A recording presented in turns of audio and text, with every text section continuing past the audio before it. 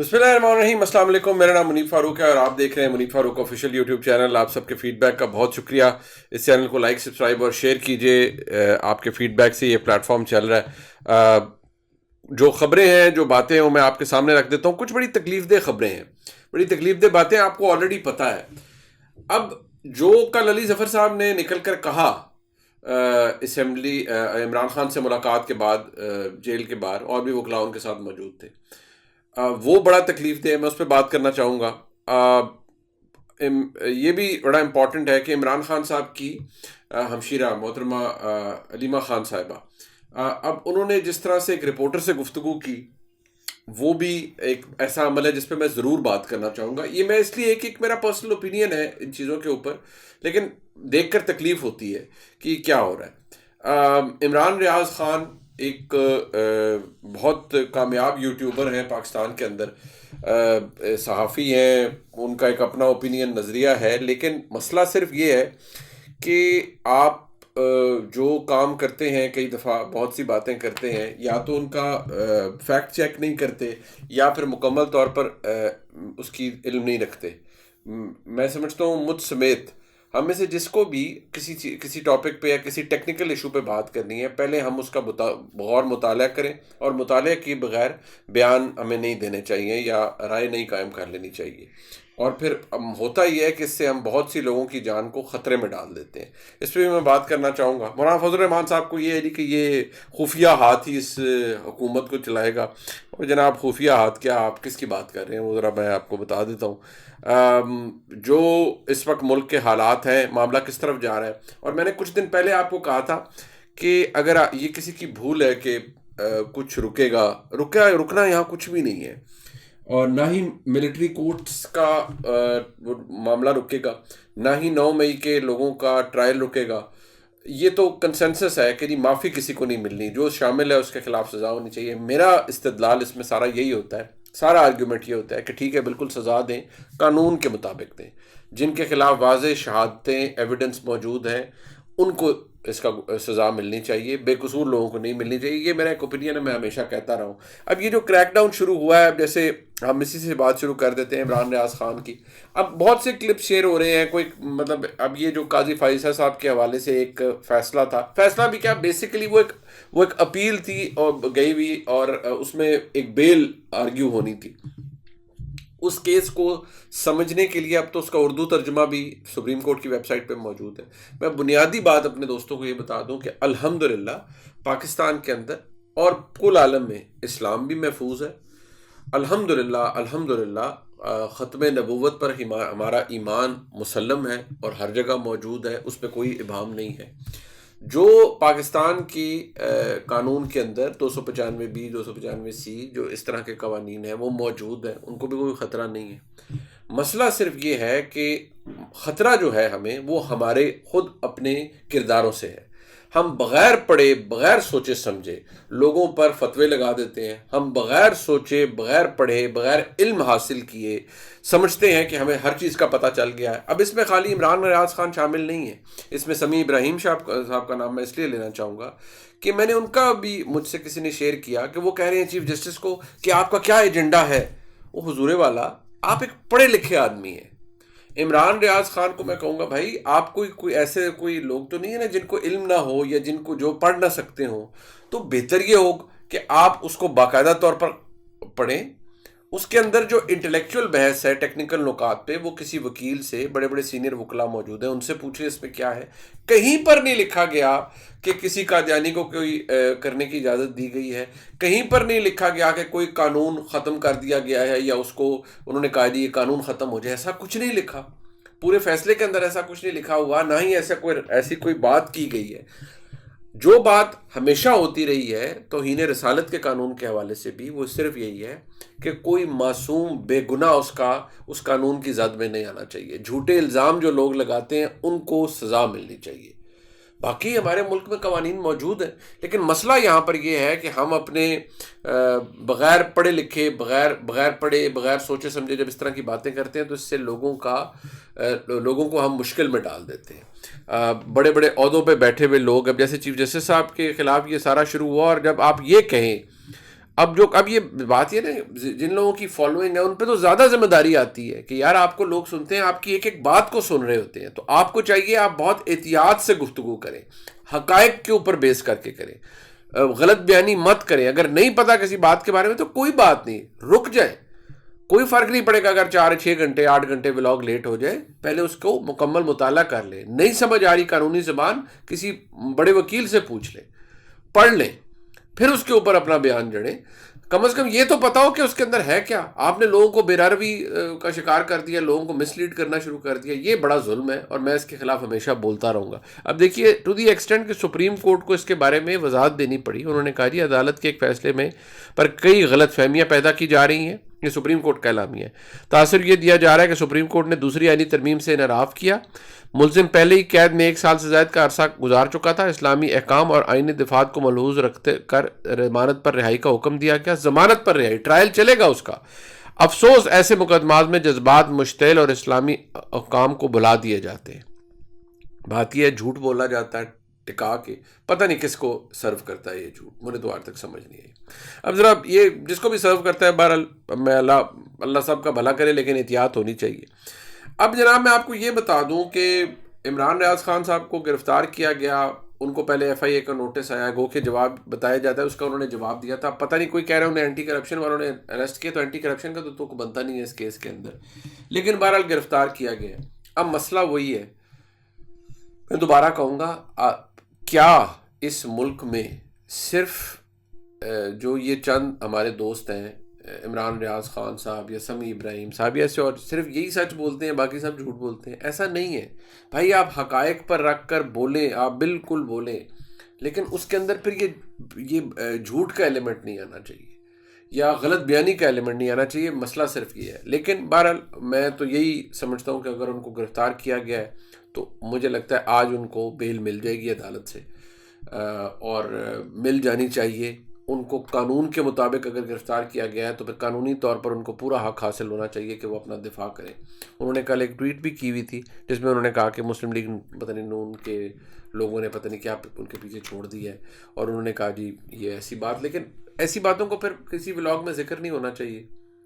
اگر عمران ریاض خان کہیں کہ میں نے کسی ولاگ میں اس کا ذکر نہیں کیا تو فیئر انف، اب وہ بالکل ثابت کریں کہ انہوں نے ذکر نہیں کیا. اگر سمیع ابراہیم صاحب ہیں یا کوئی اور ہے اور وہ کہتا ہے کہ نہیں جی ہم نے اس پہ بات ہی نہیں کی، یا تو انفارمڈ گفتگو کریں نا، بولیں جی یہ فیصلہ، یہ سطر یہ دیکھیں یہ کیا کہہ رہی ہے، یہ فیصلہ، یہ پیراگراف آپریٹو پارٹ اس کا یہ کیا کہہ رہا ہے، یہ کیا یہ غلط ہے.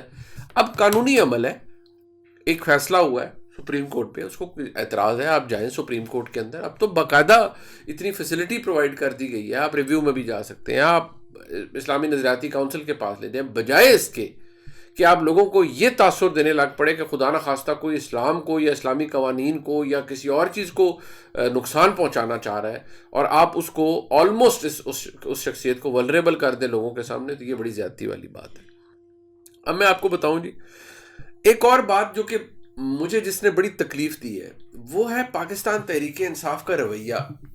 اللہ تعالیٰ کا کرم ہونا چاہیے، اللہ کا فضل ہونا چاہیے. اللہ نے آپ کو بڑی عزت دی، عمران خان صاحب کو، پی ٹی آئی کو، برے حالات میں بھی آپ کو اللہ نے مینڈیٹ دیا. آپ ٹھیک ہے، سب کچھ ہے، آپ خیبر پختونخوا میں حکومت بنانے جا رہے ہیں، سب کچھ ہے، بالکل آپ کو بنانی چاہیے. جو آپ نے کیا جو کچھ ہے وہ تو نہیں کسی سے چھپ سکتا. لیکن یہ کیا بات ہوئی؟ اب علی ظفر صاحب جیسی شخصیت جن کو میں سمجھتا ہوں کہ پاکستان کے بڑے قانون دانوں میں سے ان کا شمار ہوتا ہے، اب یہ ان کی سوچ نہیں ہے. لیکن جب وہ باہر نکلے تو انہوں نے عمران خان صاحب سے گفتگو کے بعد انہوں نے کیا کہا؟ انہوں نے کہا جی کہ پہلے آپ کلپ سنیے.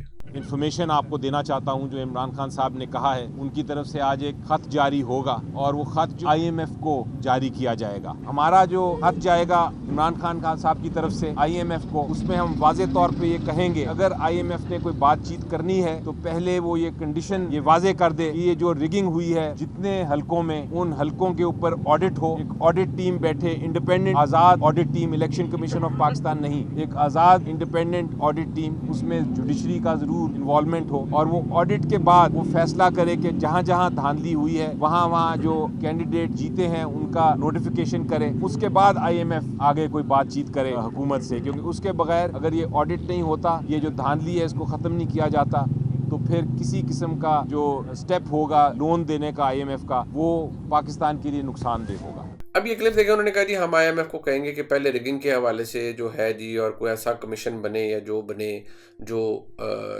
آڈٹ کرے ان حلقوں کا اور فلان اور یہ اور وہ. بڑی بنیادی بات ہے. IMF نے اول تو خیر انہوں نے کہہ دیا ہے کہ ہمارا کوئی تعلق نہیں ہے اور ہم حکومت کے ریاست کے نئی حکومت کے ساتھ بھی کام کریں گے, سب کچھ کریں گے. لیکن دنیا سے یا مائیکل کوگلمین نے انہوں نے ایک ٹویٹ کی ہوئی ہے, یہ آپ کے سامنے ہے. انہوں نے کہا جی کہ یہ اس کا IMF اسے ڈس ریگارڈ کر دے گا. یہ حرکتیں پہلے بھی ہوئی تھی 2014 کے درمیان میں, کوئی سول نافرمانی کر دو, بل جلا دو, IMF سے وہ کہہ رہا ہوں ہم پیسے واپس نہیں کریں گے. یار اب تو آپ کو اللہ نے وزارت عظمیٰ بھی دے دی اور آپ کی سیاست ہے, آپ کی جماعت مضبوط ہے, آپ مطلب آپ کے ووٹر آپ کا موجود ہے. وقت کا پتہ نہیں آپ دوبارہ ملک کے وزیر اعظم بنیں گے, یہ تو قسمت کی بات ہے نا. تو آپ کیا کر رہے ہیں یار؟ مطلب آپ لوگوں کو ذرا بھی خیال نہیں ہوتا کہ بھئی یہ ملک ہے تو ہم ہیں, یہ ملک کی بقا رہے گی, سلامتی رہے گی, معاشی طور پر یہ مستحکم ہوگا تو ہم ہوں گے. نہیں, اچھا جی ہم نہیں بارے تو بس لکھو خط لکھو IMF کو کہ پیسے نہ دے پاکستان کو, لکھو خط لکھو IMF کو, پہلے دھاندلی. او بھائی ان کا کیا تعلق ہے دھاندلی سے یار؟ ان کا کیا تعلق ہے الیکشن آڈٹ سے؟ اب مسئلہ یہ ہے, جب ہم یہ بات کرتے ہیں بہت سے لوگوں کو تکلیف ہے, لیکن یہ روایت پرانی ہے تحریک انصاف کی. مجھے بدقسمتی سے یہ کہنا پڑ رہا ہے کہ عمران خان صاحب نے اب بھی کچھ نہیں سیکھا. اور وہ جو جھگڑا صاحب کی اور شوکت ترین صاحب کی گفتگو تھی وہ بھی چلیں, وہ جو بھی تھی وہ پھر وہ جو پنجاب کے وزیر خزانہ تھے اس وقت لغاری صاحب, جو ان کے ساتھ شوکت ترین صاحب گفتگو تھی, وہ کہہ رہے اس کو اسٹیٹ کو تو نقصان نہیں پہنچے گا. کم چلیں اللہ انہیں خوش رکھے, انہوں نے یہ تو کہا کہ میرے ملک کو, میری ریاست کو نقصان تو نہیں پہنچے گا. یار خدا کے لیے اپنے انٹرسٹ سے, اپنے سیاسی انٹرسٹ سے بالا تر ہو کے سوچیں, آگے چلیں. لیکن ہم یہ نہیں کرتے, پتہ نہیں کیوں نہیں کرتے, اور ہم نے یہ کیوں شروع کر دیا. اچھا میں آپ کو یہ بات بتاؤں کہ